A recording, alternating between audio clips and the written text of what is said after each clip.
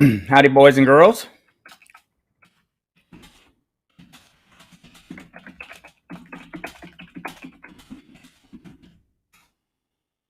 Glad you could make it. It's week 18. I was just putting up a last-second update here because the kicker for the Denver Broncos got cleared.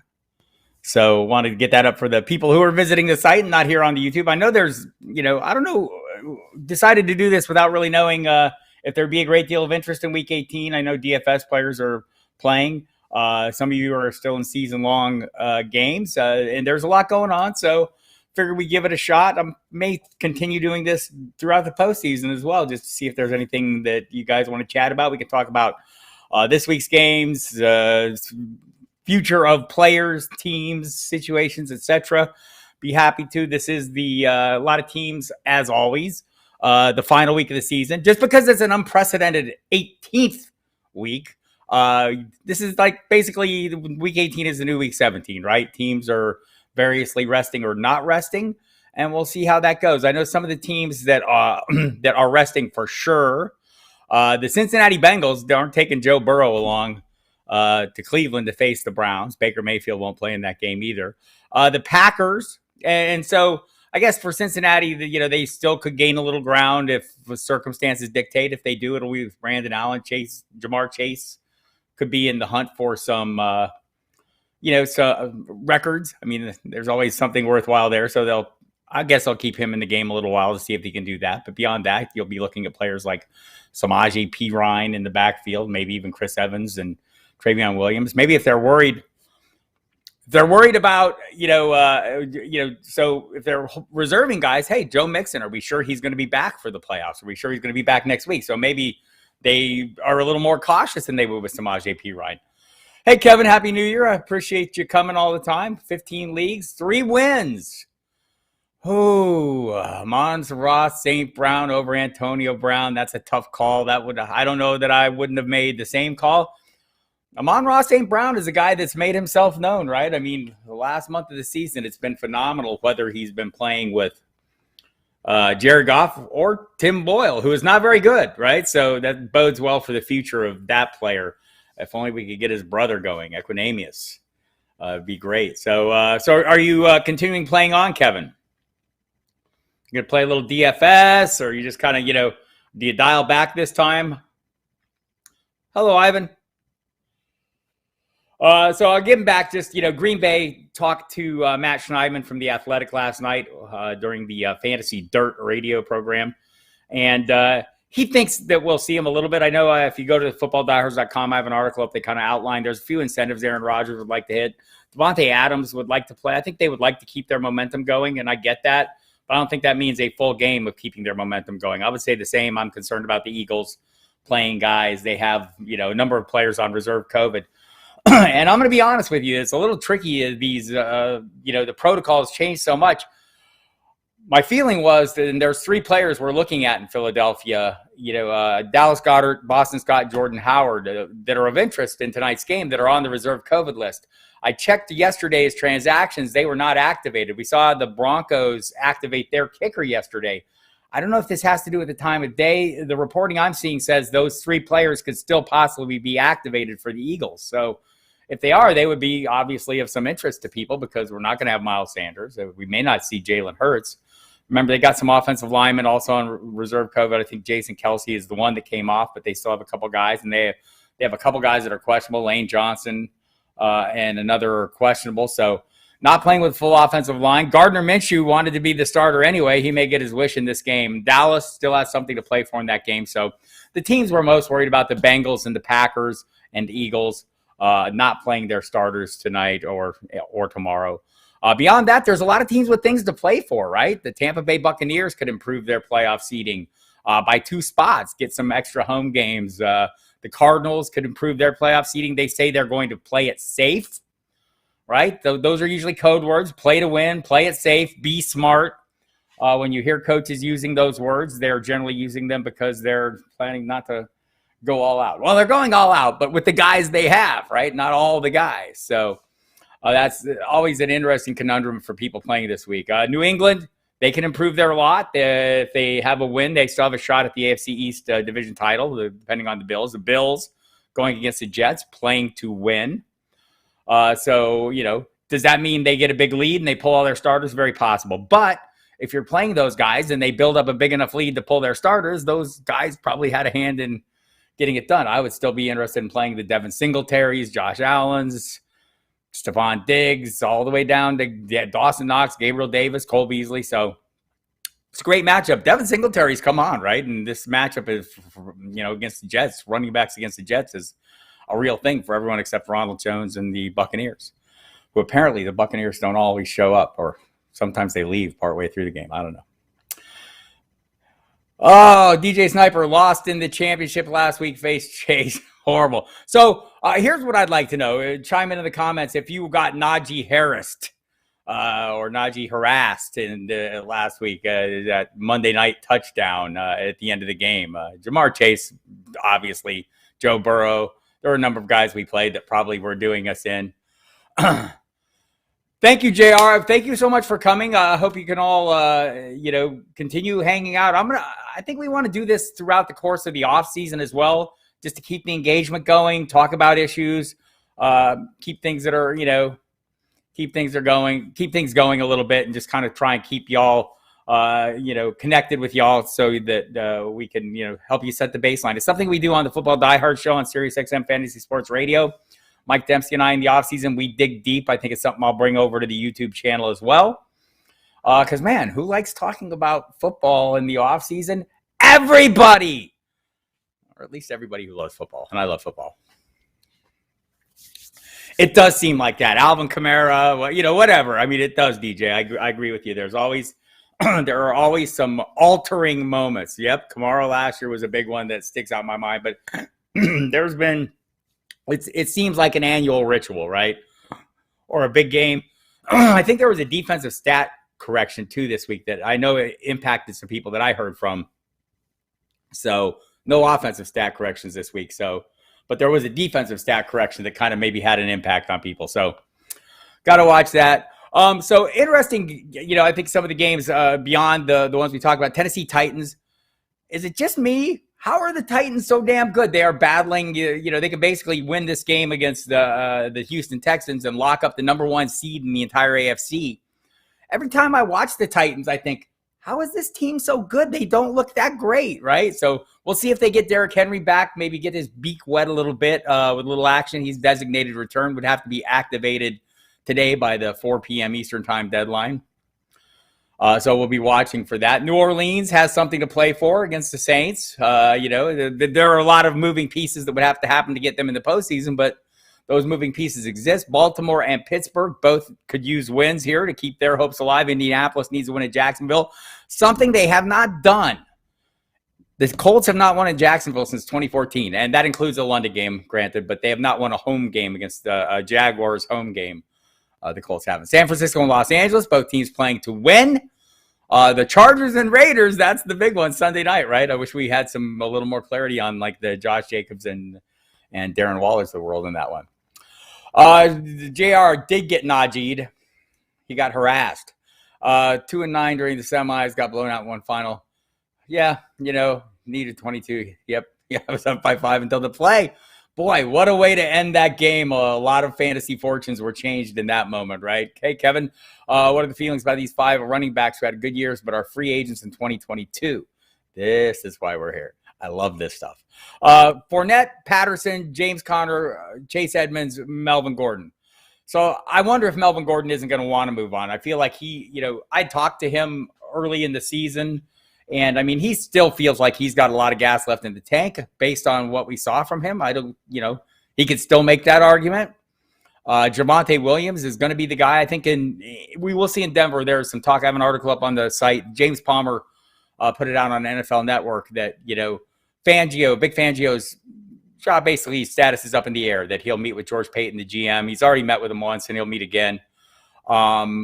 And they'll kind of figure out what he's going to do. But whatever he does, whether Fangio stays, Fangio goes, there's going to be a different look on the offense. And I think that's the key here, is change the offense. And part of that's going to be finding a quarterback, something they haven't done, obviously, for quite some time. So I think that'll be a big determining factor for Melvin Gordon. But my belief is he'll move on and it'll be Javonte Williams.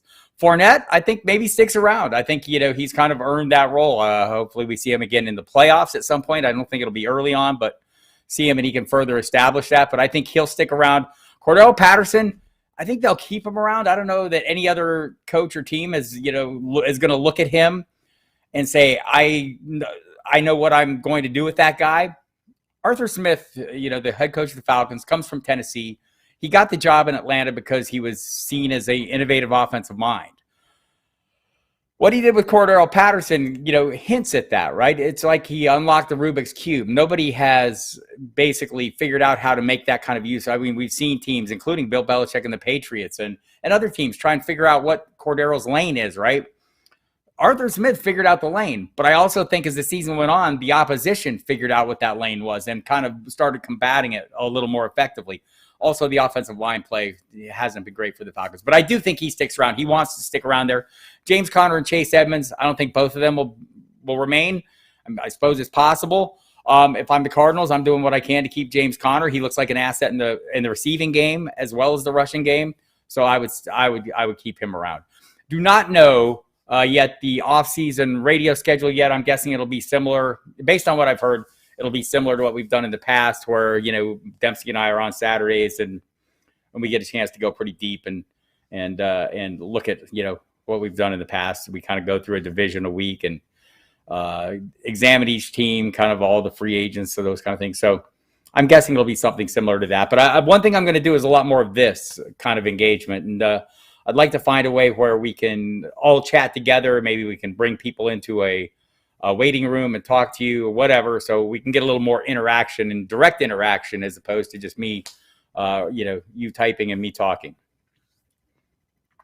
James Robinson was a partially torn Achilles, so I suppose he has a chance. We'll see. There's going to be obviously a new coaching staff there. We'll see how they value him, right? That's going to be part of it, or how they view him. I know the Jaguars, the players, and I mean, as it stood, a healthy James Robinson was their best offensive weapon, their best asset, and they didn't really make good use of him. So hopefully, the next coaching regime will do that. This is a guy that's done it a couple of years in a row, right? And I get it. He didn't come in with that lofty pedigree or the expectations, and maybe that makes it a little easier for him, to impress.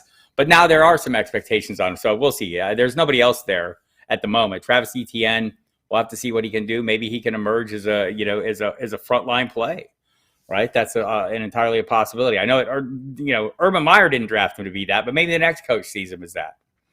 So that's going to be something to watch there. So James Robinson's role will be dependent on his health and on Travis Etienne's health, and both of them coming off interesting injuries, and so that'll kind of muddy the waters. I was talking about some of the games, the Los Angeles Chargers and Raiders, where you have some talk of the complicit tie. Don't hear that a lot. Like both teams tied, they both get in. There's a circumstance that could happen. Both coaches say they would not do that, right? They have no interest in that kind of thing. It'd be hard to imagine that actually taking place. I could hear the NFL powers that be and screaming over the phone lines to the coaches, and so hard to believe that's true. So I do like that game an awful lot, though. You've got a reasonable over-under.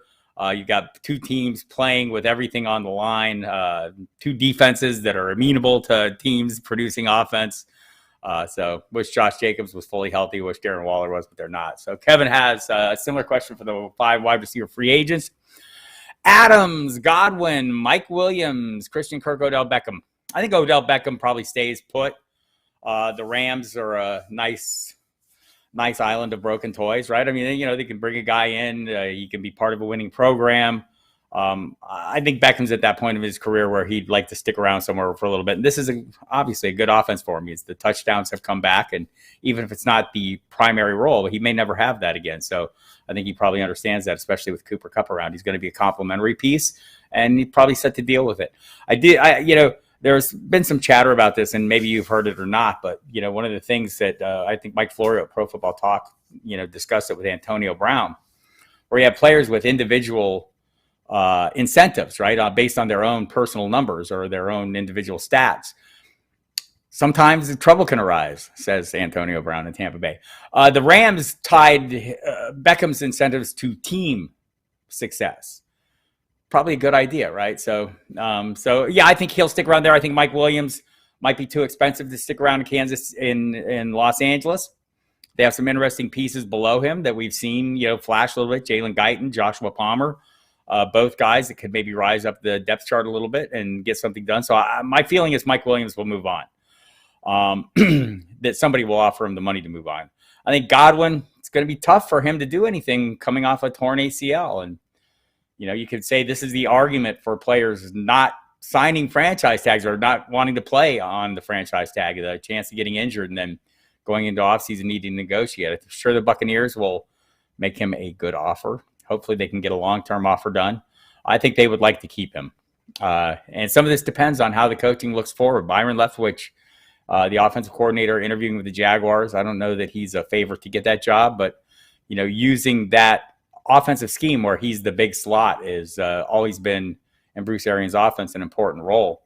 And the way that Arian views it is, he's the straw that stirs the drink, basically. We saw it with Larry Fitzgerald in Arizona, and we've seen it with Chris Godwin in Tampa Bay. So I think they try to keep him. Devontae Adams, I guarantee you Green Bay will try to keep them. Again, talked to Matt Schneidman from The Athletic last night and asked him this very question. And some of this is going to be dependent on what Aaron Rodgers does, right? There's, if Aaron Rodgers moves on, that makes a lot of changes. It seems my sense of it is, and just to go back, I felt like Aaron Rodgers was going to play for the Packers all along. I never felt like there was a possibility he was going to get traded or sit out.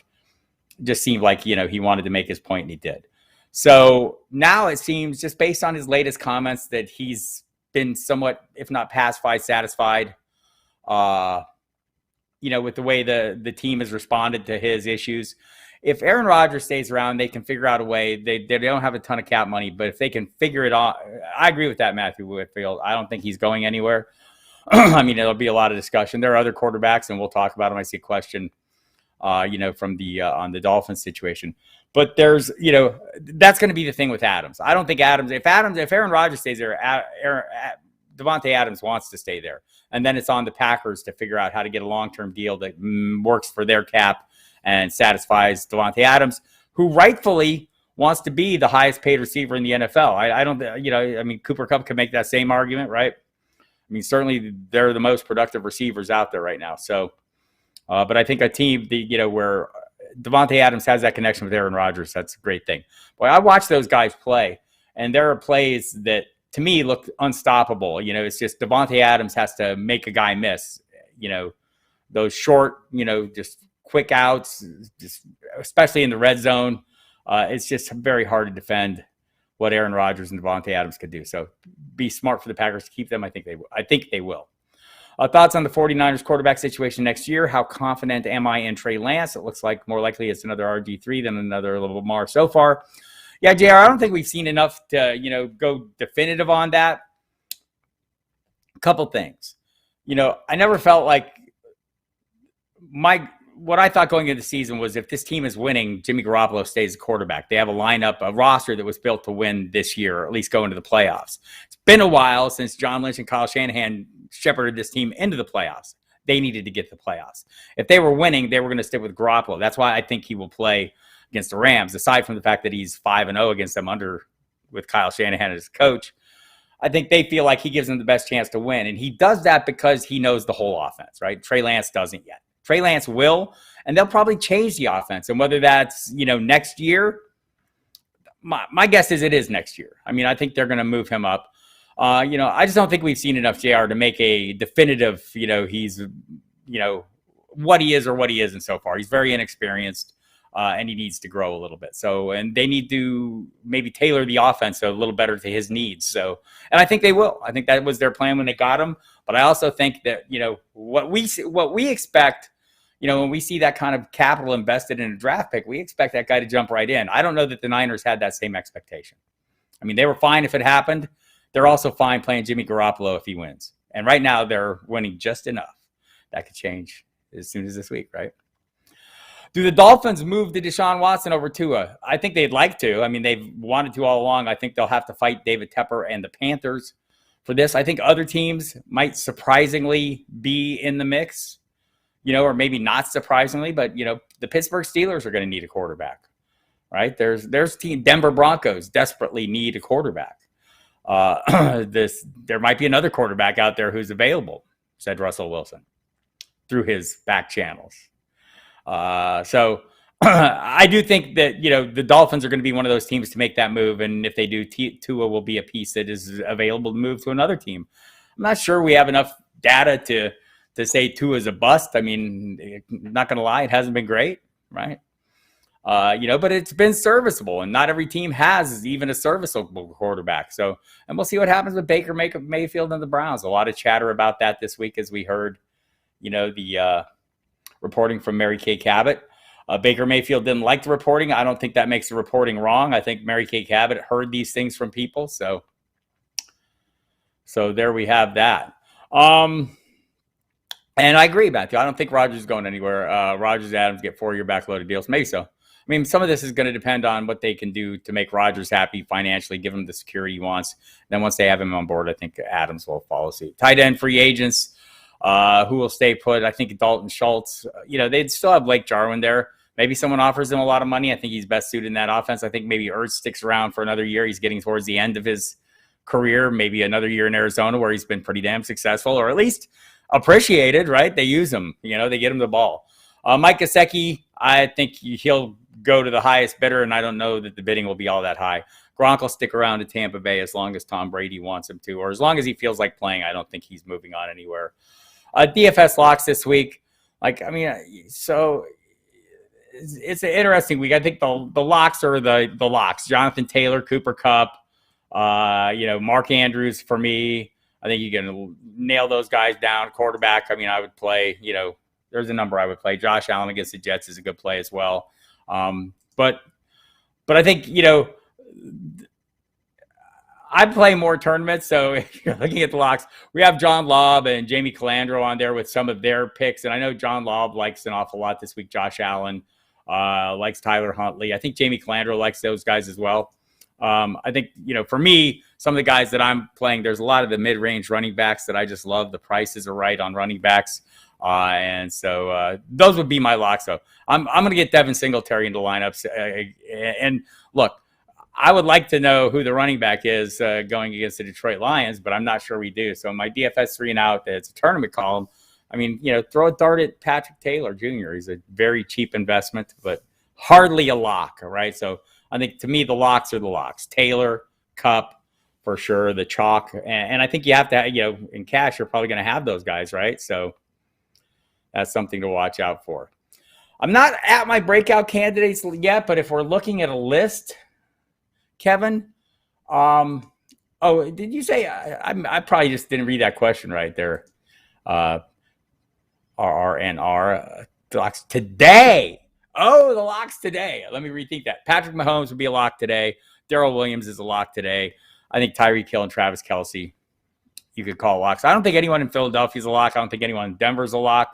Nobody I have to play there. I think you're kind of, you can start tossing your darts at the players you like. For Dallas, I think Dak Prescott is. I think the Cowboys are playing until the game is in hand. What do they think that is? It's a 21-point lead. Is it 14-point lead? I don't know. So I don't think any of those guys are what I consider locks. So breakout candidates going forward. Let me look at my lists of players and see who we love. I think some of the guys that I would expect to be longer-term breakouts broke out this year, like the Jamar Chases of the world have come on a little bit. Let's see. Are there some running backs that I think might lay claim? Look, Rashad Penny is, got kind of broken out. I guess to answer that question, I'm going to go with guys who are breaking out now, Kevin, right? Or guys that are showing signs of breaking out. I think until we see where the dust settles, I try not to get too far ahead.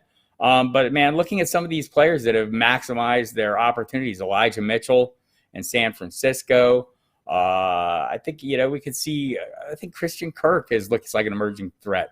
Amon-Ra St. Brown has already broken out. So, I'm going to have to give that some thought, Kevin.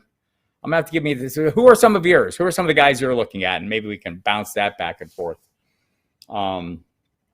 I'm still in closing out the season mode and haven't started being reflective about going forward just yet. That's horrible. But that's one of the things I do. What do you, so let me ask you this. This is something I do. One of the first things I do after the season is I make a list of players who disappointed everybody, whether it was injuries, whether it was just poor performances. And then I start going through that list and trying to figure out why, and what can change, or what possibility is there for change, and how I can cash in on the value of these players, the guys that just came up way short. And I think, we're going to see, I know Dempsey and Fabiano on Fantasy Dirt this week did a mock draft, and I thought it was interesting where some of the values were. Jonathan Taylor went very early, as you might expect. Let me pull that up, because I thought it was very interesting. And some of the picks were surprising. Like Dalvin Cook went 12th overall. Alvin Kamara went 10th overall. Christian McCaffrey went 9th overall. I think that's kind of interesting. The top 3 picks were Jonathan Taylor, Derrick Henry, and Najee Harris. Austin Eckler and Cooper Kupp rounded out the top 5. Devontae Adams, Joe Mixon. I think that's an interesting play there as well. Justin Jefferson, then McCaffrey, Kamara, Chase, and Cook. I think those last 3 running backs, those guys that disappointed a little bit. I think we look out and say, why? Why did they? And that's one of the part of my process I like the best, is going back and trying to assess, okay, what were the factors? Why did these guys suck? Or why did they disappoint us? Or were they just overpriced? Did we just have too high expectations? Sometimes it's that simple, right? Just like we thought this guy was in a better situation than he was. Javonte Williams most likely break out. So to me, for me, I felt like he, in my mind, he already broke out. But if we want to throw him out, I think, you could say Michael Carter, a guy that I invested. So I invested heavily in both those guys, expecting them to kind of turn into what they did. So I felt like they were hits for me. So they kind of already broke out in my mind, but they haven't truly broken out in NFL fashion, right? I think that's truly safe to say. Let's see. Does Antonio Brown want to play? I don't think so. I've got information coming in while we talk, so pardon me. So I think Javonte Williams is a guy that I would expect to take a feature role. I think both the Jets, young players, they have a lot of promise in New York, right? I know it's horrible right now, but between Elijah Moore and Michael Carter, that's 2 exciting offensive skill players. We'll see if Zach Wilson can get it dialed in enough. It's a process, right, for all these guys. You come into the league, it's a different league, but Zach Wilson has not, to me, looked all the part yet, but some of the pieces around him have not looked all the part. So, but I do think that Michael Carter and Elijah Moore look like the parts, and I think Elijah Mitchell does as well. But we know that San Francisco backfield can be a little transitory, right? They're fine playing whoever is getting the job done. But right now, it's Elijah Mitchell is getting the job done. I think we've seen the Deebo Samuel, Brandon Ayuk, George Kittle. There's a lot of nice pieces there if they figure out the quarterback situation.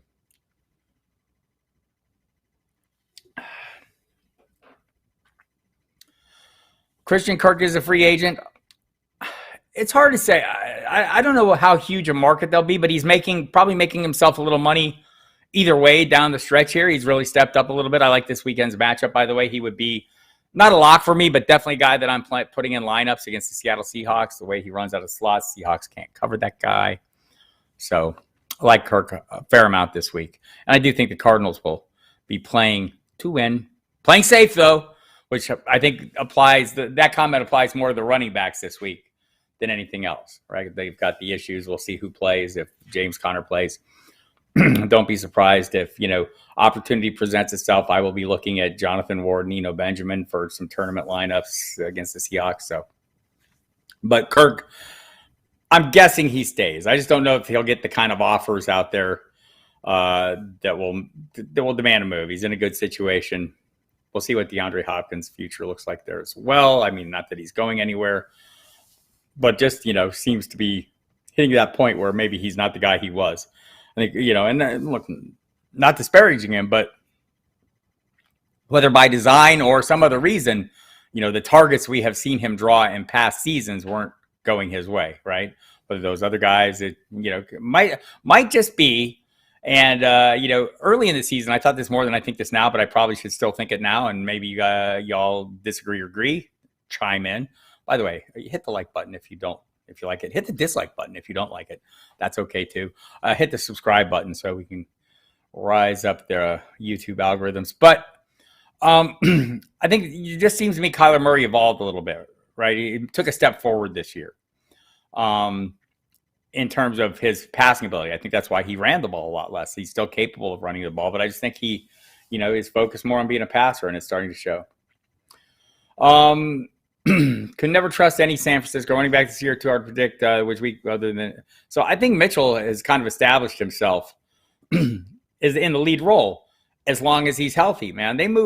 Things move fast in San Francisco, and I think that's always going to be the issue for them. I think they understand, it's a fungible commodity, the running back. They can plug in the next guy for the most part. But when one of them stands out the way Mitchell does, obviously I think their desired outcome is to keep him in the mix. And, because why? They demonstrated each week he's healthy and available, he's the guy getting the football. So, I think that's sometimes when we're doing this as fantasy managers, we do things based on our desired outcomes or our anticipated outcomes. And we need to start looking at what the team's desired outcome is. I try to factor that into everything. What does this team want to happen? What do they want? And whatever we think of a player or players or situations, we're seeing a narrow band of that. We see a few minutes on Sunday. They're there every day. They see things every day. And we try to bring you that in our reporting, what they're seeing every day and, what kind of behind the scenes things are going on that inform their processes. But we can always think of what we think of a team or a situation. I can think back to Miami. Who is the running back? I want to say that we couldn't figure out why he never got a full workload. Well, maybe it's because the team that he's around, it was Kenyon Drake, right? And like we've seen Drake go on to have some greater success, but why aren't they playing him more? Why don't they use him more? Well, maybe it's because they see things every day. They're there every day, and they see things that we're not seeing, and there are issues that they're dealing with. Oftentimes for running backs, it's pass protection or an inability to pass protect or pretty simple things that are keeping them off the field that we don't see because we're not looking for them. So there's always a little more to it. So I think Elijah Mitchell will be a bell cow as long as he's available. And the best ability is availability. It's a stupid cliche, but it's also a correct cliche. Are Moore and Carter the only Jets breakout candidates? Look, I think Corey Davis looked pretty solid when he was healthy. Demonstrated the ability to be their leading receiver or their top downfield weapon. But I think, Elijah Moore is a playmaking threat. So I think he's a breakout candidate. We saw Braxton Berrios. I think ideally he's not going to be playing the role that they had him play this year, but he's been pretty damn worthy, right? But I think those are the breakout candidates for me, those two. Where do I think Russell Wilson will end up next year? Have they put out the list yet? Has Team Wilson put out the list? So it seems like, they'll have a handful of things. I think he stays in Seattle if Pete Carroll's gone. And I think if Pete Carroll stays around, he will move on. I don't think those Michael Sean Dugar from The Athletic made this prediction to me way back, even before training camp. He said, his prediction at the time was Russell Wilson plays for Seattle this year, and he did.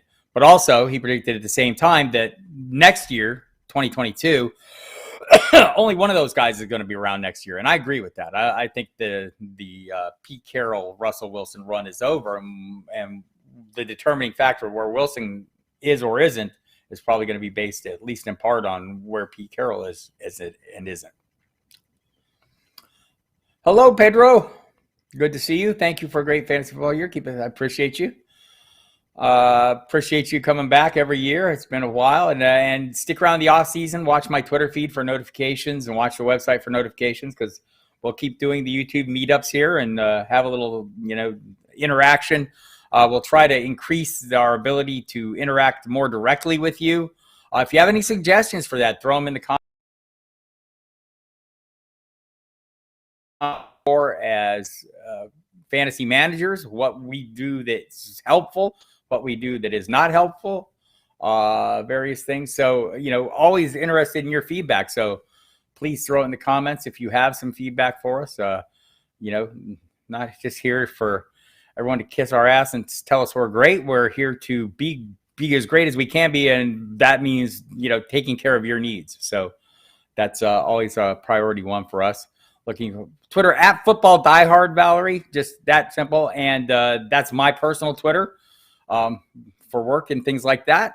And the website is at FF Diehards. So follow both of those Twitter feeds right there. I'll put them in the I'll put them in the chat just so you can find them easy.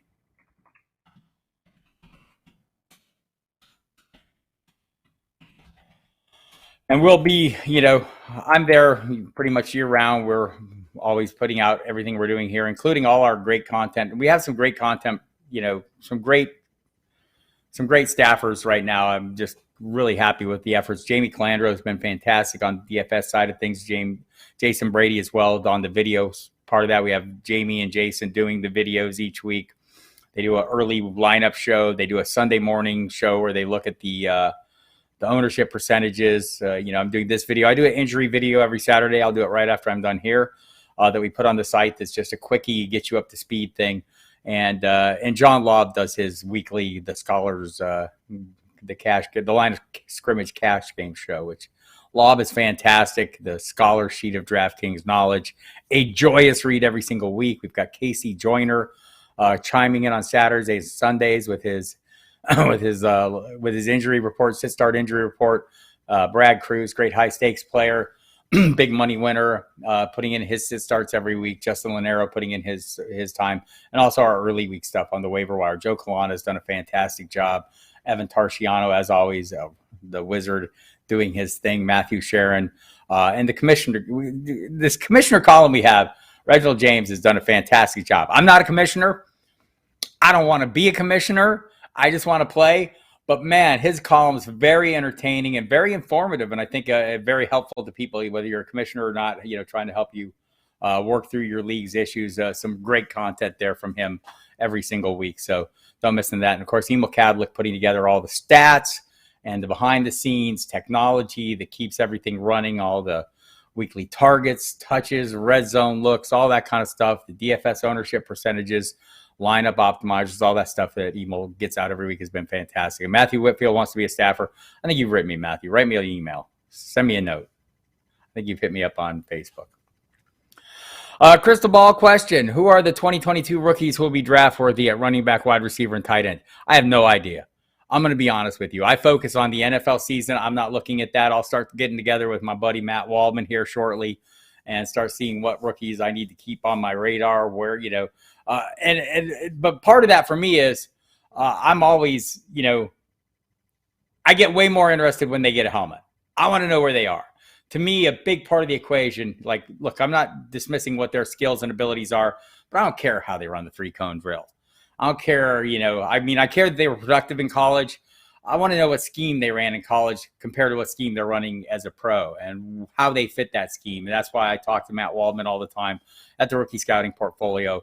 Nobody has a better understanding to me, and I can sit around and spend hours talking to Matt about these kind of things, why guys fit, where they went, what they might bring to an offense. So I'm not in that process yet. You're going to find that I tend to focus on a fairly narrow band the week in front of me every week. So a lot of times I feel like I'm ill-prepared to answer some of these broader, bigger picture questions. So, but in the off season, this is when I'll start thinking about this, and we'll dig back into some of these things as we roll into February, March, April, May, especially once we know where guys are drafted. Brian's playing. We need one for the flex. PPR, Waddle, Mitchell, Darrell Williams. I'm probably leaning towards Darrell Williams, but Elijah Mitchell's a great play as well. It'd be between those two. I think Waddle, is not horrible. It seems like Devontae Parker gets paired up usually against J.C. Jackson here. So the slot coverage for Waddle will be a little lighter. But in general, it's still a tough matchup for the Dolphins. So might dial back there. I would play either running back, though, over the wide receiver in this case. And probably, Darrell Williams has been fantastic, right? And Elijah Mitchell both have, not the easiest matchups, maybe a little lean to Williams for me.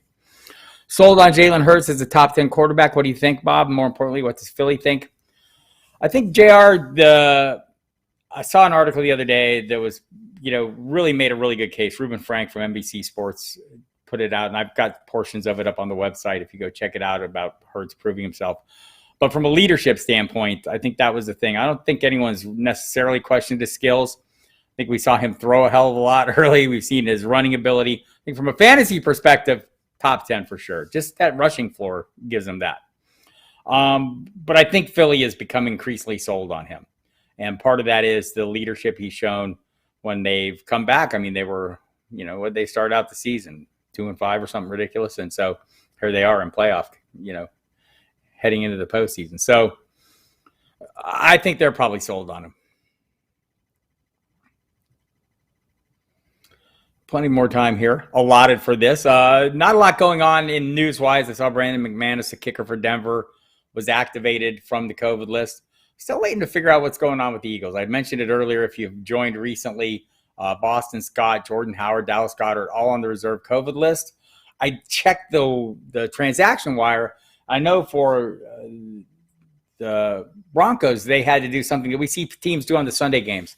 So you have to activate a player. If a player's on the COVID list, you have to activate them by 4 p.m. on Saturday if they're going to play Sunday. So we've seen the last couple of weeks, and we've seen it increasingly. We saw it with Brandon McManus. They activated him yesterday, and then he got medical clearance today, so he's good to go. I saw none of the Eagles players get activated yet. I still see reporting suggesting they could be. So I'm not sure what's up with that. Sometimes the rules change faster than I can keep up with them, especially in this era. But I'm watching for that, so check the website and see if that means something to you. Last league week, 18 dilemmas. Yes, but last week in league, I gotcha. James Conner or Ezekiel Elliott, RB, then Keenan Allen or Hunter Renfrow at wide receiver. Oh, I'm probably playing Keenan Allen just as a general rule over Renfrow. I think Renfrow is great, and it's leading piece. But maybe if Darren Waller comes back, that limits him. Also, really easy to run against the Chargers, or much easier to run against the Chargers or the Chargers defense. So maybe a little more Josh Jacobs, but he's beat up as well. So a lot of moving pieces on that one. So I go with the piece that doesn't have the moving pieces, and that's Keenan Allen. I'd probably go with Elliott at running back over James Conner just because I don't know that James Conner is going to play for sure. It was like, not a lot of practice time. Cardinals are talking about the code words. I'll say Darren Urban from the team's website basically said he thinks Conner wants to play. He just doesn't know if he's ready. And I think his words were, I wouldn't be surprised if this is the Jonathan Ward, Benjamin show. So just that level of uncertainty, and you have to make a decision today. Elliott, I don't know that he plays the whole game. Could this end up being a Corey Clement game? Probably. Possible. Is it probable that it happens? I know I think Zeke would like to hit that 1,000-yard mark, but he's like 75 yards away. I don't think he's run for 75 yards in a while. So I'm probably playing the more certain thing. To me, it's Elliott at this point, though, based on what we know at this moment. Hunter Renfrow in 2022, I'm worried about his role with Waller coming back. Before I even read this comment, I was kind of hinting at that. I don't know that it really, I don't know that they're mutually exclusive, right? Offenses can fuel the fires, or at least the fantasy fortunes of two guys. Renfrow seems like he's earned himself a pretty nice spot in the pecking order. It certainly has the trust of Derek Carr, and I think that'll matter going forward, whether Waller's there or not. And honestly, you could make the argument that Waller, helps open things up, because I don't see any other wide receivers commanding the kind of attention or that Waller does, even from the cornerbacks. Waller essentially, lines up on the outside and runs as a wide out a fair amount and draws that heavy coverage when he does. So I think Renfro's kind of locked in. I mean, is he locked in as a rock solid wide receiver too? I mean, that's going to be the thing. Are we going to overpay for him? He was a great value this year. Are we going to, some of the penalty to us as fantasy managers for guys breaking out and emerging as viable plays is we have to pay up for him after we fell in love with him at cheaper prices. Pedro came in 7th place after having drafted Zeke, Ridley, A.J. Brown, Juju, and Lamar Jackson. Nicely done. Coming back to 7th place even from that. Any thoughts on these players for next year? So Zeke, seems like maybe that run is the true feature kind of back. This year he came in, best shape of his career. And honestly, everyone talks about that, and we joke about, that. I know Marcus Grant, our friend from NFL.com, NFL Network, has a whole hashtag BSOOC, best shape of his career. But in this case, I mean, everyone you talked to in Dallas said the same thing. He was literally in the best shape of his career. And that didn't pay off. Tony Pollard's coming on. So I think Zeke's days as a top 10 pick, I think you're probably taking your chances there. Ridley, we'll see. I'm going to have an article up on it tomorrow, I think, as soon as I work through all the information. But I know Steve Weiss of NFL Network, who appeared on a podcast in the Atlanta area, And he thinks, part of this is maybe, not to dismiss or downplay whatever issues Calvin Ridley is having, but also it's possible some of these issues maybe are, he needs to move on from Atlanta, and maybe they need to move on from him. So that'll be something to watch before we make that decision. A.J. Brown's a fantastic player. Fantastically inconsistent also. So that's going to be a problem. I'm going to have to ruminate on this. Obviously, I think, he's going to be one of those players that I'm going to look at as a disappointment that people aren't going to pay as much for. Right. And maybe from when I see that, I start honing in, running towards it. I want to grab the value. I want to reap the rewards of other people dialing back. So I'll watch that. And Juju, we'll see as well where he's going to be. I know he signed the 1-year deal, so I'm assuming he would like to probably remain with the Steelers. But we got to see how he heals. And Lamar Jackson, I think, will be another player that you're going to get value on, right? He's still a very good player, very productive. And I think part of the injury adds to the fact that the last couple games we saw him weren't great games, right? And what do we remember? We remember the last thing we saw. So that's going to be an interesting outcome for me. Lamar. So all these guys are guys that I think you're going to get at cheaper prices, and I'm always interested in that. Those guys will be on my list, Pedro, of players who disappointed, who I want to monitor and keep an eye on, and really try to figure out why they came up short. And I think we ran through some of that. I mean, the obvious reason for Ridley and Juju, but for Zeke and A.J. Brown and Lamar Jackson, we'll dig deeper into that over the course of the offseason. But I think the value will make them of great interest to me. Do you have any spidey senses on MVP of the NFL playoffs, or underdog teams making it to the NFC and AFC championship games? My prediction, I think, at the beginning of the season was the Buccaneers and Buffalo Bills. I've adjusted that now. I think it's going to be the Packers and Buffalo Bills, but totally wide open. I know the Chiefs are, the Chiefs are going to be in the mix. I don't know if I don't see any underdogs, right? I don't see any of the outliers, forcing their way up the ladder. It's entirely possible, though. Look, we're in a season where, Houston beat Los Angeles, where Jacksonville beat Buffalo, where every week I see something going, how the hell did that happen? And that's not an accident. That's what the NFL is designed to be, right? A 500 league. Any Sunday, any team can beat any team. That's their desired outcome, right? We talked about that a little earlier. What is a desired outcome? And what my desired outcome is, I want certainty, and I want to know, each week what's going to happen. And the NFL would like the exact opposite. They would like uncertainty. So I'm going with the chalk. I'm taking some chalky plays right now. Look, I think Tampa Bay, with Tom Brady, you can't rule out the possibility, but attrition is a real thing, right? And so at some point, they need to get some players back that are hurt before they can move forward. But also, opportunities are created when situations happen. I think we've seen it with Cyril Grayson the last couple of weeks. And I think the key thing for me about that guy is, not an extensive football background. He's a sprinter. But Tom Brady trusts him, clearly, because who did Tom Brady target 5 times on the game-winning drive against the Jets, including the game-winning touchdown? Cyril Grayson, right? I mean, that doesn't happen by accident. Tom Brady doesn't just say, "Oh, wow." He's looking for things he trusts when it matters most. That's why he is where he is. So interesting to watch a player like that.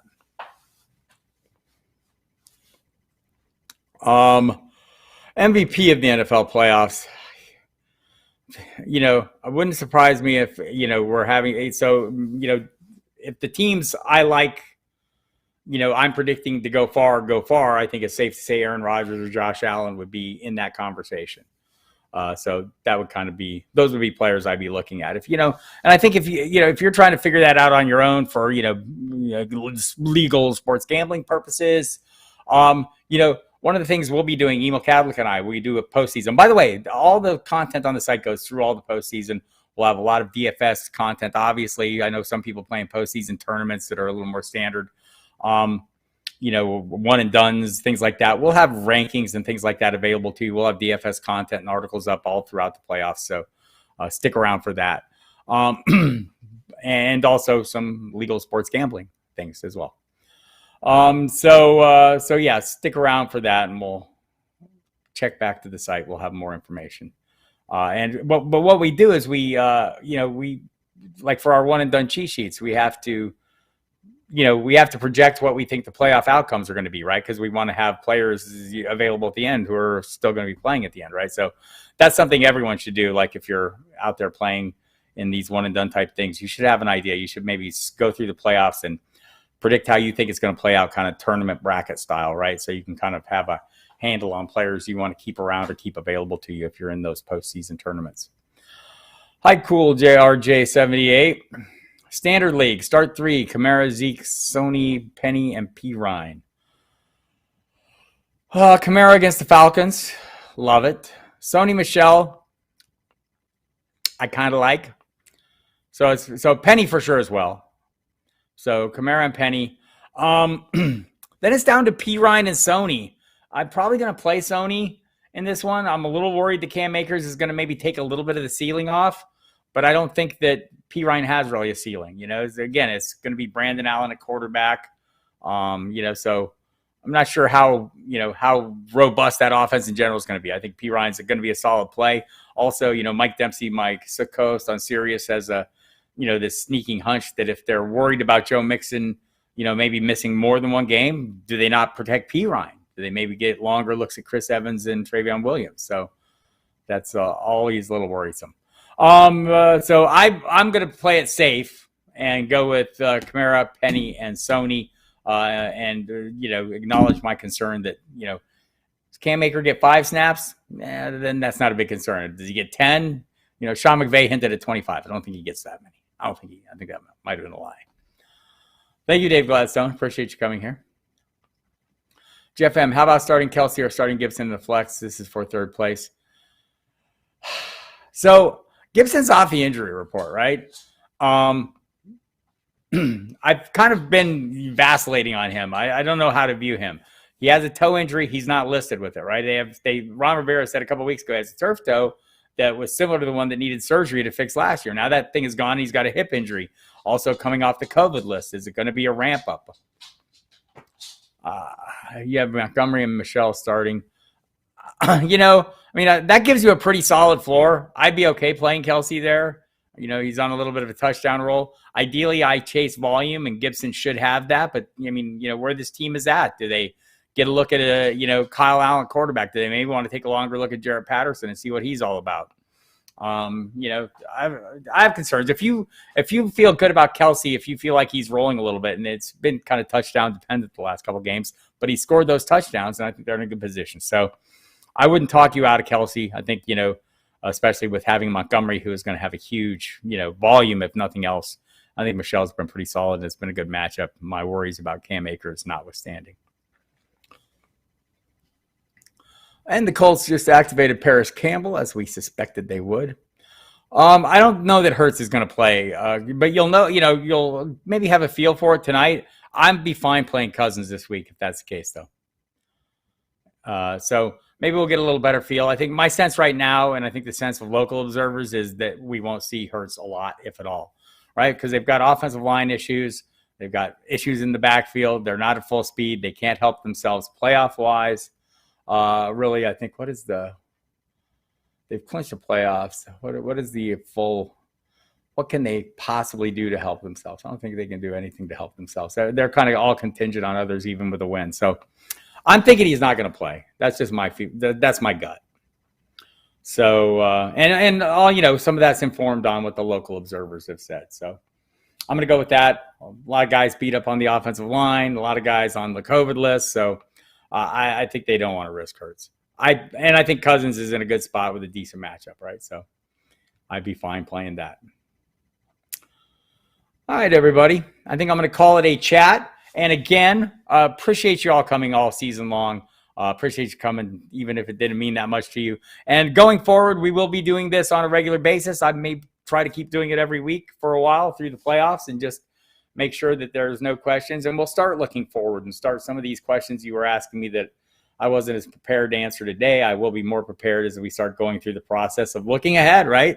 And we can chat it out and discuss and share our thoughts. And I think that's something that I think I enjoy the most here is hearing what's on your mind, hearing what you think about it, and having a discussion about that. I think that's important that, we always say at Football Diehards, right? I mean, people say, oh, you're a fantasy expert. No, I'm not an expert. My job is making you an expert, right? That's what I'm here for. I'm here to give you the information you need to make that. And part of that is kicking things around, discussing them, looking at the range of possibilities and trying to figure out where we stand on our expectations within that range of possibilities. So there you have it. I appreciate y'all coming on to FFW2. There you go. All right. Thank you. Thank you, Valerie. Everybody have a good day. Have a good weekend. FF22. Okay. 22 it is. We are there, and the season will be here soon enough. Let's hope 2022 is better than ever. And thank you all for coming again. And I'll look for me next week. I'll be here. Thanks again for coming. Hit the subscribe button. Yeah, we are on XM. We're on the fantasy channel only. No NFL show today because the games are on. So we'll be on the fantasy channel at our usual time, which is 5 to 7 Eastern time. So check it out there. Me and Dempsey. See you later, everybody. Go to the site. Lots of information. Stuff going up Sunday through all the kickoff windows. So don't miss that. Appreciate you.